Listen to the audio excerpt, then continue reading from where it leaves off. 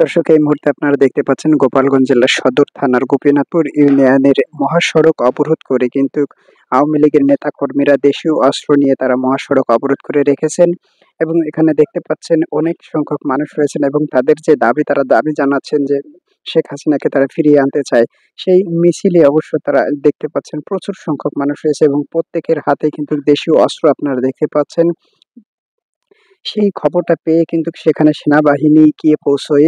কিন্তু সেনাবাহিনী গিয়ে পৌঁছানোর থামানোর চেষ্টা করলেও সেনাবাহিনীর কথায় তারা না মেনে মারধর করে আপনারা দেখতে পাচ্ছেন সেনাবাহিনীর থেকে কিন্তু একটি অস্ত্র কেড়ে নিয়ে এসেছে। একটু অস্ত্র কেড়ে নিয়ে আসার পরে তারা কিন্তু আসলে উল্লাস করতেছে। এখানে দেখতে পাচ্ছেন একটি বাস থামিয়ে রেখেছেন। তারপরে কিন্তু অস্ত্র কেড়ে নিয়ে আনা দেখতে পাচ্ছেন, আপনাদের দেখানোর চেষ্টা করব। দেখতে পাচ্ছেন, এখানে দেখতে পাচ্ছেন একজনের হাতে যে সেনাবাহিনীর অস্ত্রটা এই লোকটির হাতে রয়েছে। তারপরে সেনাবাহিনীর গাড়িতে কিন্তু আগুন লাগিয়ে দেয়।